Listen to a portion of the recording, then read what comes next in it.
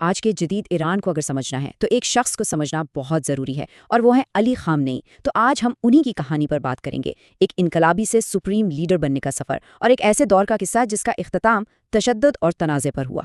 بس ایک لمحے کے لیے سوچئے، 36 سال علی خامنئی نے ایران پر سپریم لیڈر کی حیثیت سے 36 سال سے زیادہ حکومت کی۔ یہ کوئی معمولی بات نہیں ہے، اتنا لمبا عرصہ، جس کی وجہ سے وہ اپنی موت کے وقت مغربی ایشیا میں سب سے طویل عرصے تک حکومت کرنے والے سربراہ مملکت تھے۔ اور جیسا کہ اکثر ہوتا ہے، اس کہانی کا اختتام بھی بڑا ڈرامائی ہے۔ ان کا دور حکومت سن 2026 میں ان کی اچانک موت کے ساتھ ختم ہوا۔ تو یہ جو اختتام ہے نا، یہ ہمیں ان کے پورے دور کو سمجھنے کا ایک فریم ورک دیتا ہے۔ سوال یہ ہے کہ وہ اس مقام تک آخر پہنچے کیسے؟ تو آئیے شروع سے شروع کرتے ہیں۔ ہمارا پہلا حصہ ہے ایران کے سب سے طویل عرصے تک حکمران رہنے والے۔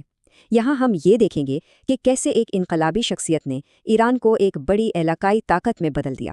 ان کی کیریئر کو دیکھیں تو 1979 کے انقلاب میں ایک اہم کردار ادا کرنے سے لے کر ملک کے صدر بننے تک، اور پھر آخرکار سپریم لیڈر کے عہدے تک پہنچنے تک، خامنئی نے ایران کے تقریباً ہر بڑے عہدے پر کام کیا۔ اور ہاں، وہ مسلح افواج کے کمانڈر ان چیف بھی تھے، جس سے ان کے اختیارات کی وسعت کا اندازہ لگایا جا سکتا ہے۔ اچھا، اب آتے ہیں اس کہانی کے سب سے دلچسپ حصے کی طرف کہ وہ اقتدار تک پہنچے کیسے۔ سچ پوچھیں تو ان کا عروج بہت ہی غیر متوقع تھا۔ مطلب ایک متوسط درجے کے عالم سے اٹھ کر سیدھا ایران کے سب سے طاقتور عہدے پر بیٹھ جانا، یہ کوئی عام بات نہیں تھی۔ یہ ٹائم لائن دیکھیں، اس سے اندازہ ہوتا ہے کہ ان کا اثر و رسوخ کتنی تیزی سے بڑھا۔ انقلاب کے فوراً بعد انہیں نائب وزیر دفاع بنا دیا گیا، پھر تہران کے جمعہ امام کا اہم مذہبی عہدہ ملا، اور پھر 1981 میں ایک قاتلانہ حملے میں بچنے کے بعد وہ صدر بھی بن گئے۔ ہر قدم انہیں اقتدار کے مرکز کی اور قریب لاتا گیا، اور آخرکار 1989 میں آیت اللہ خمینی کی وفات کے بعد انہیں سپریم لیڈر منتخب کر لیا گیا۔ اور یہاں ایک بہت ہی حیران کن بات ہے، یہ خود خامنئی کے اپنے الفاظ ہیں۔ جب ماہرین کی اسمبلی نے انہیں منتخب کیا تو انہوں نے خطاب کرتے ہوئے کہا کہ میری نامزدگی پر ہم سب کو خون کے آنسو رونا چاہیے۔ اب یہ الفاظ ظاہر کرتے ہیں کہ وہ خود بھی شاید اپنی اہلیت کو لے کر پراعتماد نہیں تھے، اور یہ بھی کہ ان کی تقرری کتنی متنازع تھی۔ تو سوال یہ ہے کہ یہ تقرری متنازع کیوں تھی؟ وجہ تھی یہ ایک اصطلاح، مرجع۔ اب یہ مرجع کیا ہے؟ یہ شیعہ اسلام میں اعلیٰ ترین مذہبی اتھارٹی کا درجہ ہوتا ہے، اور اس وقت کے ایرانی آئین میں یہ شرط تھی کہ سپریم لیڈر کا مرجع ہونا لازمی ہے، لیکن خامنئی اس معیار پر پورا نہیں اترتے تھے۔ تو پھر اس مسئلے کو حل کیسے کیا گیا؟ بہت سادہ، آئین میں ہی ترمیم کر دی گئی۔ مرجع ہونے کی شرط کو ہٹا دیا گیا، جس سے خامنئی کے سپریم لیڈر بننے کا راستہ بالکل صاف ہو گیا، اور ماہرین کی اسمبلی نے بعد میں ان کی قیادت کی توثیق بھی کر دی۔ اچھا، تو ایک بار جب وہ سپریم لیڈر بن گئے، خامنئی نے اپنی طاقت کو مضبوط کرنا شروع کر دیا۔ اس حصے میں ہم یہی دیکھیں گے کہ انہوں نے 3 دہائیوں سے بھی زیادہ عرصے تک ایران پر اپنی گرفت کیسے قائم رکھی۔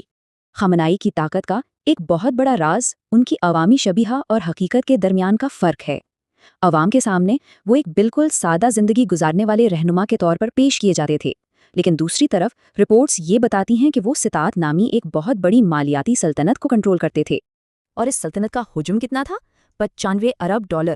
رائٹرز کی ایک تحقیقات کے مطابق یہ اس کی تخمینہ مالیت تھی، اور کہا یہ جاتا ہے کہ اس مالیاتی نیٹ ورک نے انہیں پارلیمنٹ اور بجٹ سے بالکل آزاد کر دیا تھا، جس کی وجہ سے وہ سیاسی لڑائی جھگڑوں سے بھی محفوظ رہے۔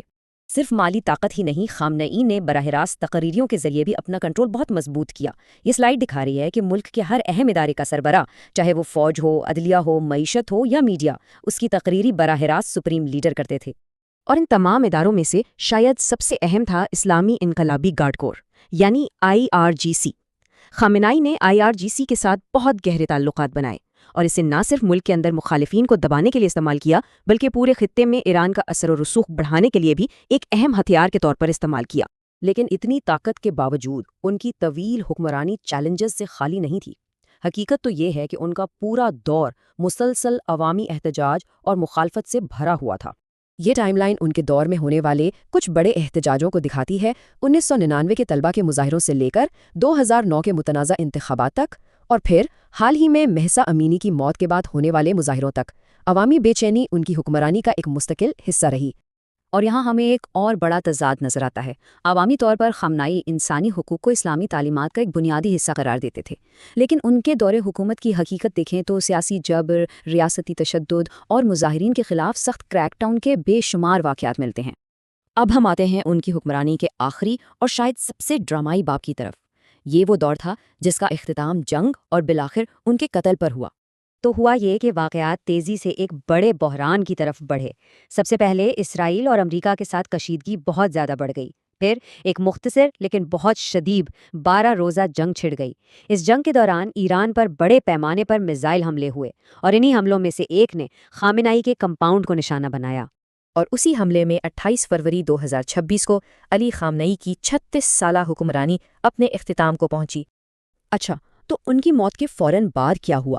ذرائع کے مطابق ماہرین کی اسمبلی نے ان کے بیٹے مجتبی خامنئی کو ایران کا اگلا سپریم لیڈر منتخب کر لیا، اور ظاہر ہے اس فیصلے نے ایران میں جانشینی اور طاقت کی منتقلی پر ایک نئی بحث چھیڑ دی۔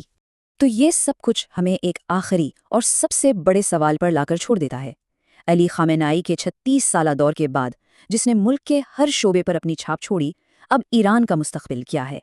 ایک شخص کی حکمرانی کے خاتمے کے بعد ملک اب کس سمت جائے گا؟